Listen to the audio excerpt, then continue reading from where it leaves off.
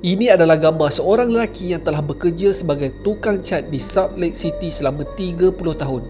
Nampak macam biasa je kan? Tetapi pada tahun 2001, nama Mamat ni telah menjadi headline di semua dada akhbar, TV dan juga radio sebab bertanggungjawab meragut seramai 49 nyawa. Ini mangsa yang dijumpai je tau. Mengikut pengakuan dia sendiri, angkanya mungkin mencecah sehingga 90 orang wanita. Mangsanya terlalu banyak sehingga kan dia dah malas nak kira dah.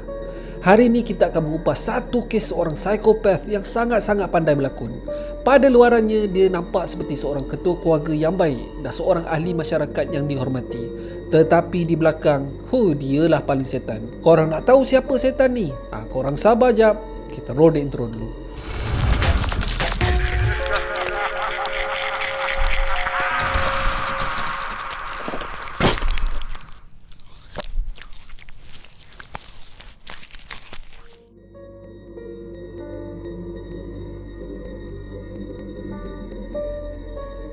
Assalamualaikum, nama aku Bamboy dan welcome to channel Bamboy TV di mana Abang Boy akan mengupas kes-kes true crime, kisah misteri, seram dan pelik yang terjadi di serata dunia. Kalau korang berminat dengan benda-benda dark macam ni, korang berada di channel yang paling sesuai untuk orang-orang aneh dan eksotik macam Abang Boy ni. Di akhir video, kalau korang suka dengan konten Abang Boy ni, Abang Boy sangat-sangat appreciate kalau korang boleh belanja Abang Boy satu like, dan mungkin juga korang boleh consider untuk subscribe dan tekan bell notification button tu supaya tak terlepas video Abang Boy yang akan datang. Sebelum Abang Boy start cerita, korang tahu tak apa sebenarnya maksud psikopat ni? Dia bukan gila tau. Psikopat ni adalah kondisi mental dalam kategori antisocial personality disorder, sama seperti sosiopat. Pakar psikologi mengatakan yang kedua-dua penyakit mental ni adalah seseorang yang kurang perasaan empati. Dalam erti kata lain, dia langsung tak ada rasa kesian atau memahami tentang perasaan orang lain. Kebanyakan masa, mereka hanya mementingkan diri sendiri je. Tak kisah langsung dengan perasaan orang lain, asalkan mereka dapat apa yang diorang nak. Now, perbezaan antara sosiopat dan psikopat adalah sosiopat langsung tak peduli perasaan orang dan selalunya dilihat bersendirian dan langsung tak suka berkawan. Antisosial lah senang cerita. Tetapi psikopat ni akan berpura-pura untuk ambil peduli. Antara kedua-dua ni, psikopat lah yang sangat susah untuk dikenal pasti sebab diorang ni sangat pandai berlakon guys. Sebagai contoh, John Wayne Gacy, dia adalah seorang ahli perniagaan yang berjaya, memiliki syarikat pembinaan dan juga adalah seorang ketua keluarga yang dihormati. Dia selalu menjadi badut untuk parti hari jadi anak-anak jirannya. Tetapi pada masa yang sama, dia telah membunuh seramai 33 orang remaja lelaki. Dan lagi satu contoh yang terbaik adalah H.H. Holmes. Mamat ni telah membina sebuah hotel semata-mata untuk membunuh mangsanya. Dia dikatakan adalah seorang yang sangat gentleman dan bercakap lembut, berbudi bahasa lah senang cerita. Tetapi dia punya perangai sebenar, setan pun kalah Mat. Dia telah mereka bentuk hotelnya dengan beberapa perangkap maut, dan sesiapa yang bermalam dekat hotel ni memang confirm tak akan keluar. Memang matilah senang cerita. Motif dia adalah untuk mengaut duit insurans mangsanya dan menjual organ-organ di pasaran gelap. Dikatakan H.H. Holmes adalah pembunuh bersiri yang pertama di US. Lagi satu ciri-ciri psikopat ni adalah mereka ni sangat suka berada di level yang paling atas. Mereka suka kerja yang berjawatan tinggi atau jawatan yang memegang kuasa seperti CEO syarikat, polis, askar dan juga doktor. Sebab mereka ni boleh membuat keputusan yang objektif untuk mencapai sesuatu matlamat. Sebagai contohlah, kalau polis, penjenayah akan merayu, menangis untuk dilepaskan. Tetapi kalau polis ni kesian, memang tak jadi apa-apalah. Tak semua psikopat ni jahat tau. Dan semua yang Abang Boy bagi tahu kat korang ni bukan Abang Boy pandai-pandai nak reka. Ini adalah menurut kajian ahli psikologis. So jangan marah Abang Boy. Nak marah dia orang. Okey, sekarang bila korang dah faham apa sebenarnya maksud psikopat ni, kita continue untuk mengupas kes hari ni. Subjek kita hari ni bernama Gary Ridgway. Di luar nampak seperti ahli masyarakat yang berakhlak mulia, tetapi dialah orang yang menghancurkan masyarakat. Polis mengambil masa 15 tahun untuk menangkap dia ni. Gary dilahirkan di Salt Lake City, Utah pada 18 Februari 1949. Dia dilahirkan dalam keluarga yang sederhana dan dia adalah anak kedua daripada 3 adik-beradik. Hubungan di antara ibu bapanya sangat-sangat toksik. Gary membesar dengan sumpah seranah mak bapak dia. Bapaknya adalah seorang yang sangat-sangat baran guys. Alkoholik pula tu. Dia ni selalu sangat memukul ibunya. Gary selalu mendengar bapanya mengadu terlalu banyak sangat sarang pelacuran di bandar tempat diorang tinggal. Bapa Gary ni adalah seorang pemandu bas awam dan memang tahulah pot-pot pelacuran di sekitar bandar. Bandar Salt Lake City pada ketika tu memang dilanda wabak pelacuran merata-rata. Setiap hari ada je orang baru dan pot baru untuk mereka mencari makan. Bapa Gary ni memang benci gila lah dengan pelacur-pelacur ni. Macam-macam lah dia maki.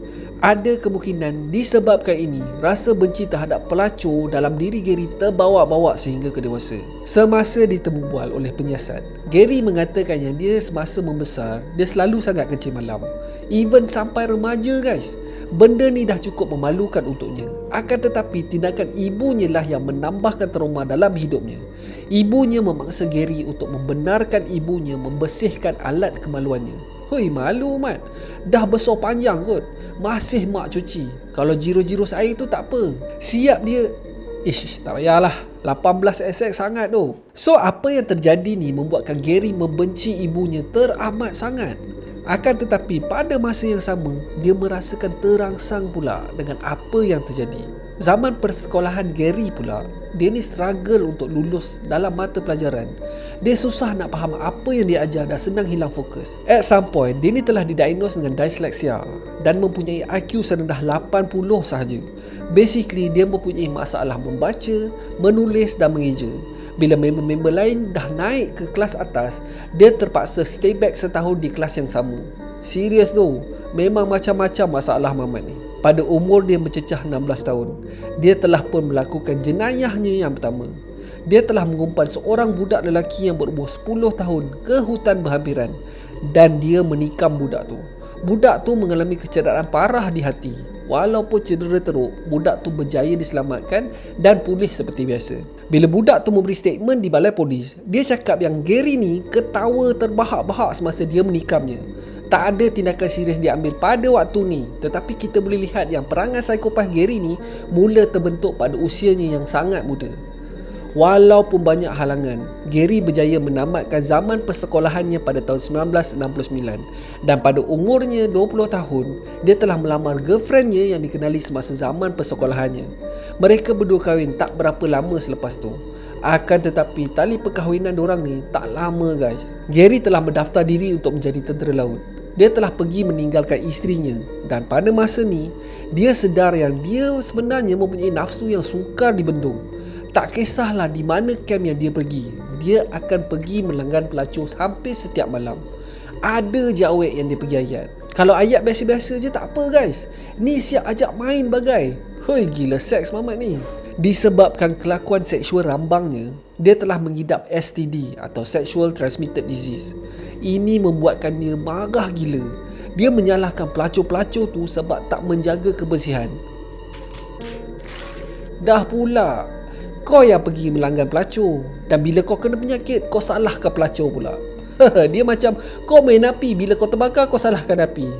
Tak faham konsep betul Muhammad ni. Selepas setahun Gary menyertai askar, isterinya menuntut cerai dan mereka berdua berpisah dengan cara baik. Gary meneruskan aktivitinya melanggan pelacur tanpa menggunakan sebarang perlindungan.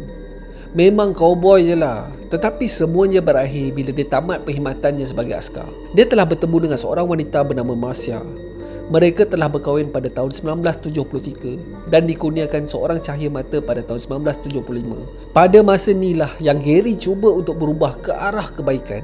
Dia sering dilihat pergi ke gereja dan involve dengan aktiviti-aktiviti keagamaan. Mungkin sebab sayang anak kot. Dia dah tak mau dah sentuh benda-benda maksiat ni. Dia ni punya taksub. Dia bawa Bible pergi ke tempat kerjanya dan membacanya setiap kali ada masa terluang. Tetapi agak annoying sebenarnya, sebab menurut rakan sekerjanya, dia selalu sangat baca Bible ni kuat-kuat supaya orang sekeliling mendengar. Konon-konon dialah yang terpaling alim. Gila tak annoying? Menurut isterinya, dia juga dilihat menangis semasa membaca Bible. Korang nak tahu tak? Semua ni hanya lakonan semata-mata. Pada hakikatnya, si Gary ni masih meneruskan aktiviti maksiatnya. Dia bagi tahu wife yang dia kena kerja OT. Padahal dia pergi layan pelacur. Dia punya lakonan memang A lah. Menurut isterinya, Gary ni punya nafsu memang galak guys. Dia kerap membujuk isterinya untuk melakukan hubungan seksual beberapa kali sehari.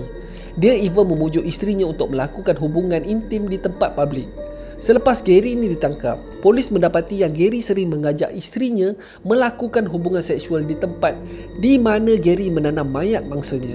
Walaupun nafsu Gary ni susah nak dibendung, hubungan mereka suami isteri ni dikatakan normal je lah.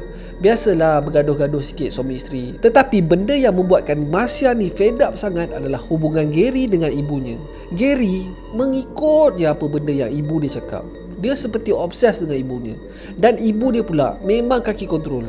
Dia kontrol semua aspek dalam hidup Gary, daripada segi keuangan sampailah hubungan intim mereka suami isteri. Ibunya selalu datang singgah ke rumah beberapa kali sehari dan sibuk dengan hal keluarga Gary dan Marcia. Sampaikan baju yang Gary pakai pun dipilih oleh ibunya. Dan akhirnya selepas 7 tahun hidup bersama, Gary dan Marcia telah bercerai. Gary ni ada satu perangai. Dia tak suka hidup seorang guys. Sejak dia bercerai, dia mencuba untuk mencari pasangan hidup. Pada anggapan Gary, untuk seseorang tu dilihat sebagai seorang yang berjaya, dia perlu ada perhubungan yang stable. Gary mula menyertai program sokongan untuk janda dan duda.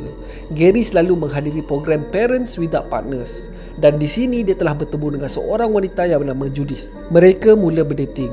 Dan Gary mengatakan yang sejak dia bertemu dengan Judith, dia merasakan seperti dia telah bertemu dengan kasih awal dan akhirnya. Ayat. Gary telah renovate rumahnya. Dia tukar kapet baru, dia tukar perabot, dia cat rumah. Basically kalau Judith ni tinggal bersamanya, Judith berpindah ke dalam sebuah rumah yang lebih moden, lebih cantik.